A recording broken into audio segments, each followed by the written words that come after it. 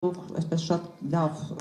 շատ տիպիկ, այսպես ասեմ, ձևակերպում էի կարել, որ Իրանը օգտագործում է տարածաշրջանային պատերազմի սպառնալիքով զսպում մեթոդաբանությունը։ Մի հատ փորձենք հասկանալ, այդ ինչ մեթոդաբանություն է, որովհետև վերջին հաշվով Իրանի շուրջ տեղի ունեցող զարգացումները իրենց ուղղակի եւ անուղղակի ազդեցությունը կունենան Հայաստանի Հանրապետության վրա։ Ինչ սպասենք։ Շնորհակալություն, նախ փորձեմ ներկայացնել իրավիճակը, պարզ է, որ Իրան-ամերիկյան հարաբերությունները ուղղակիորեն ազդել են նաև Հայաստան-Իրան հարաբերությունների վրա, նաև Հայաստան-Միացյալ Նահանգներ հարաբերությունների վրա, հետևաբար Իրան-ամերիկյան այս ողջ գործընթացը ոչ միայն հետաքրքիր է Հայաստանին, որպես Իրանի հարևան պետություն եւ Միացյալ Նահանգների հետ բարեկամական հարաբերություն ունեցող երկիր, այլ հետաքրքիր է հենց առաջին հերթին մեր շահերը հաշվի առնելով։ Եթե վերցնենք վերջին օրերի զարգացումները, ապա երկու փուլ տեղի ունեցավ, դրանք բանակցություններ չի կարելի կոչել, տեղի են ունեցել շփումներ, անուղղակի շփումներ Օմանի միջնորդությամբ, այսինքն Միացյալ Նահանգների պատվիրակությունը եւ իրանական պատվիրակությունը դեմ դիմաց չեն հանդիպել, դա իրականացվել է Օմանի արտգործնախարարի միջնորդական առաքելությամբ, ուստի մենք դեռևս չունենք բանակցություններ որպես այդպիսին դասական իմաստով։ Բայց քննարկումներ կան եւ իրանական կողմը առաջամաղում բանակցությունների միայն մեկ օրակարգ Իրանի միջուկային ծրագիրը սեփական կարմիր գծերով, որը ենթադրում է, որ Իրանը պետք է ունենա խաղաղ միջուկային ծրագիր, Իրանը պետք է իրականացնի ուրանի հարստացում, Իրանը արդեն իսկ արկա հարստացված ուրանի պաշարը, հատկապես 60% հարստացման ենթարկված ուրանի պաշարը որևէ պարագայում երկրից դուրս չի հանելու, չի տանելու որևէ երրորդ երկիր, եւ դրա դիմաց իրանական կողմը ըստ էության պահանջում է պատժամիջոցների ամբողջական չեղարկում եւ չի պատրաստվում քննարկել հրթիռային ծրագիրը, տարածաշրջանում իր արբանյակ ուժերի հետ հարաբերությունների խնդիրը, Հիզբոլլահ, Հութիներ եւ այլն։ Ոստի բանակցային գործընթացը այս համատեքստում է, բայց բանակցային գործընթացին զուգահեռ մենք ունենք նաեւ ռազմական ռետորաբանություն եւ ռազմական ոչ թե բախում, այլ ռազմական տեղաշարժեր։ Իրանական կողմը իրականացնում զորավարժություններ, Միացյալ Նահանգները ավիակիր է ուղարկել իրանական ջրերի մոտակայքում, իրանական ջրերի տարածք չի մտել ավիակիրը, բայց երկրորդ ավիակիրն է գնում ըստ էության տեղի են ունենում ռետորաբանական փոխհրաձգություններ, թե Միացյալ Նահանգների նախագահն է սպառնալից ռետորաբանությամբ խոսում, թե Իրանի հոգևոր առաջնորդը։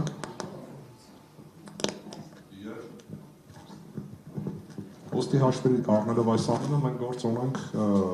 մի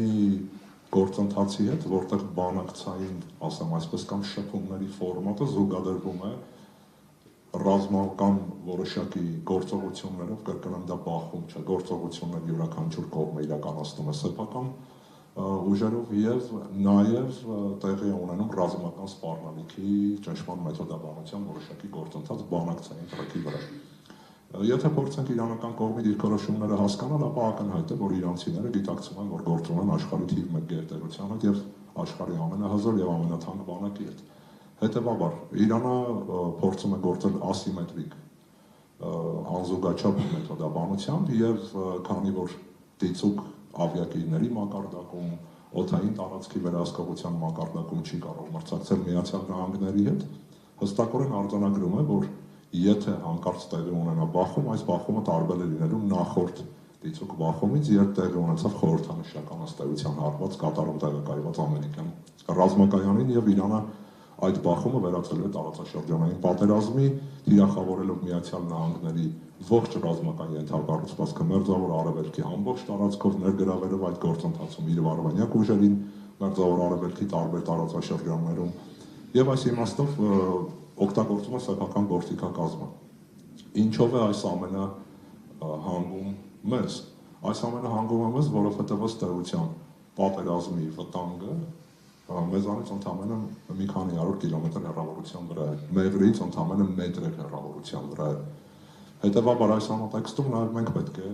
հստակորեն ունենանք սեփական սցենարները տարբեր զարգացումների պարագայում եւ տարբեր համատեքստերում։ Առավել եւս, եթե մենք փորձում ենք խոսել ընդհանրապես Հայաստանում որոշումների կայացման մակարդակի մասին, ապա ակնհայտ է, որ գործ ունենք շատ մեղմ ասած ցածր մակարդակի հետ եւ այս համատեքստում Իրան-ամերիկյան հարաբերությունների այս ողջ հորձանուտում Հայաստանի դիրքորոշումները այդքան էլ հստակ չեն։ Տեսեք, մերձավոր արևելքի տարածաշրջանի գրեթե բոլոր արաբական երկրները, Թուրքիան, Ադրբեջանը խոսում է Իրանի հետ, խոսում է Միացյալ Նահանգների հետ, փորձում են միջնորդական առաքելությամբ հանդես գալ, փորձում են սեփական դիվանագիտական հնարավորություններ տրամադրել երկու կողմերին, գոնե հավաստիացնում են կողմերին, որ պատրաստ է դա անել, Հայաստանից քարոզություն այս գործընթացի վերաբերյալ, որևէ հայտարարություն, որևէ միջնորդական առաքելության առաջարկ, նույնիսկ չկա տեղի չի ունեցել հեռախոսազրույց։ Գիտեք, թե Ադրբեջանի արտգործնախարարն է խոսել Իրանի արտգործնախարարի հետ, թե Ադրբեջանի նախագահն է խոսել Իրանի նախագահի հետ, հայկական կողմից որևէ հեռախոսազրույց տեղի չի ունեցել իրանական բարձրաստիճան գործընկերների հետ, հետևաբար կարծում եմ սա հերթական,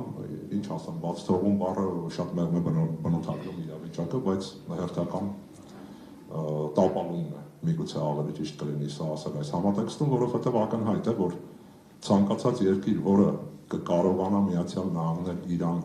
հարաբերություններում հանդես գալ միջնորդական առաքելությամբ, առավել ևս եթե այդ միջնորդական առաքելությունը հաջողի,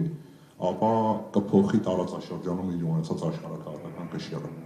Հետևաբար յուրաքանչյուր ռիսկ իր հետ պարունակում է նաև որոշակի հնարավորություն։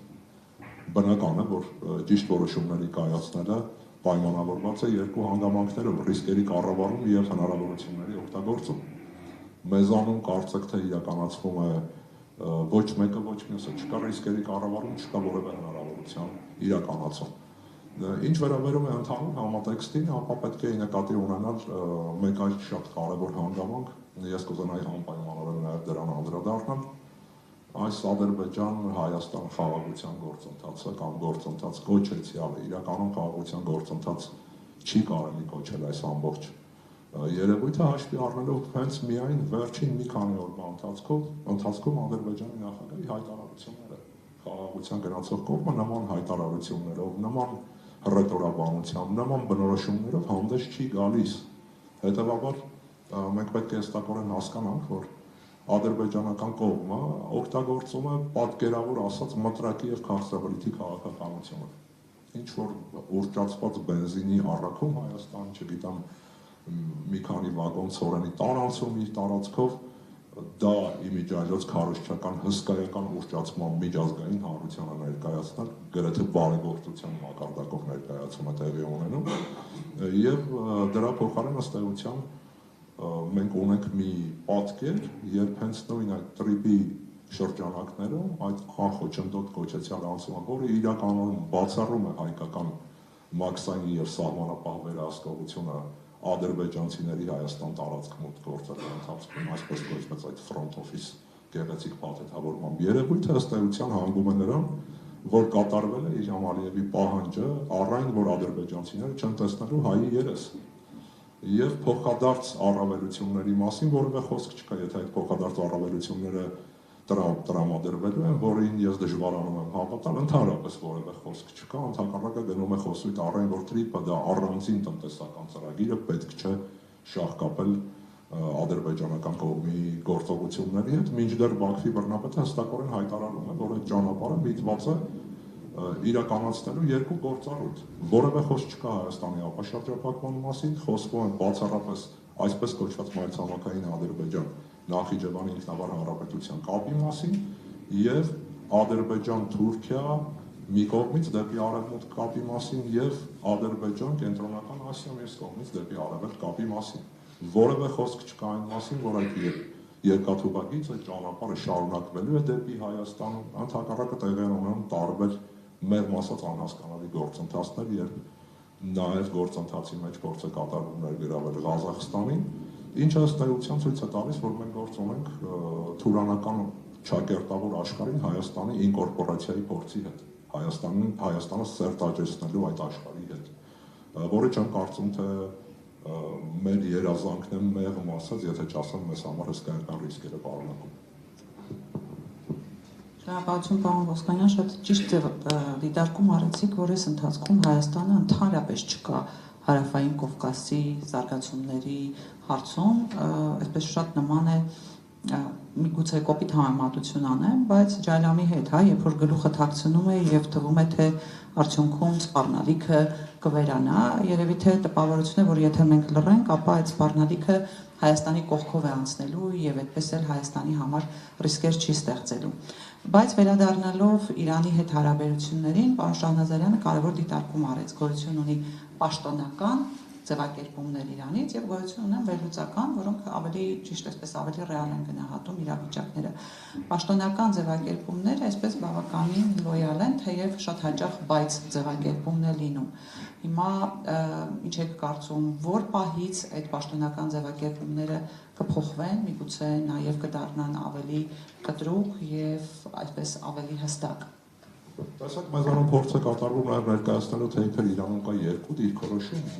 խնդրի վերաբերյալ տրիպ կոչեցյալի վերաբերյալ, իդեպ այդ անվանումը ինքնին վիրավորական է, Գարեգին Նեժդեհը Սյունիքը չի ազատագրել եւ չի պահել Հայաստանի համար, որպեսզի այդ ճանապարհը կոչվի որևէ մեկի անունով։ Դիցուկ Ռուսաստանի նախագահի, Միացյալ Նահանգների նախագահի, Իրանի նախագահի, չգիտեմ Չինաստանի նախագահի անունով, դա իմ մեջ վիրավորական տարեպարունակում է դեպի հիշատակի առջև։ Բայց դառնամ ձեր հարցին, իրանական կողմում կա մեկ դիրքորոշում։ Եթե մենք փորձենք այդ դիրքորոշումը ինչ-որ առումով պատկերավոր ձևակերպել, ապա իրանական կողմը հստակորեն հայտարարում է, որ իրենք վստահում են Հայաստանին, բայց իրենք չեն վստահում Միացյալ Նահանգներին։ Իսկ մենք գիտենք, որ գործընթացը երկկողմ է, ավելի ճիշտ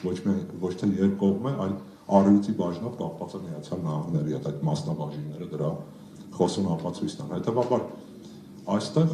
իրանական կողմում դիվանագիտական ձևակերպումներում նույնիսկ ես չեմ կարծում, թե շատ մեղմություն կա, եթե հայտարարվում է, որ անհանգստություններ կան կապված այդ ճանապարհի հետ, եւ ըստ էության ես կարծում եմ նույնիսկ Հայաստանում նրանք, որոնք որոշումներ են կայացնում, իրենք էլ լավ չեն պատկերացնում ինչ է լինելու այդ տրիպ անվանվող ճանապարհը, առավել եւս մենք չենք կարող լավ պատկերացնել, առավել եւս դրա փաստաթղթային հենքներ շատ տարօրինակ ձևակերպումներով է սկսվում ստորագրվածը կամ չգիտեմ այս հայտարարությունը կամ կոնկրետ փաստաթուղթը չունի իրավական ուժ կողմերի համար, այսինքն ըստ էության սահմանվում են ինչ-որ շրջանակներ, հետևաբար իրանական կողմը չի կարող լավ հասկանալ, թե ինչ գործընթացի հետ իրենք կարող են առերեսվել այս հանգամանքը հաշվի առնելու։ Հարաբերությունների համատեքստում, հայ-իրանական հարաբերությունների համատեքստում անկեղծությունը շատ կարևոր հանգամանք է։ Եթե ներերկրային, չգիտեմ, ներհայաստանյան զարգացումներում կարելի է մանիպուլյացիաներով ինչ-որ խնդիրներ լուծել, այն էլ կարճաժամկետ,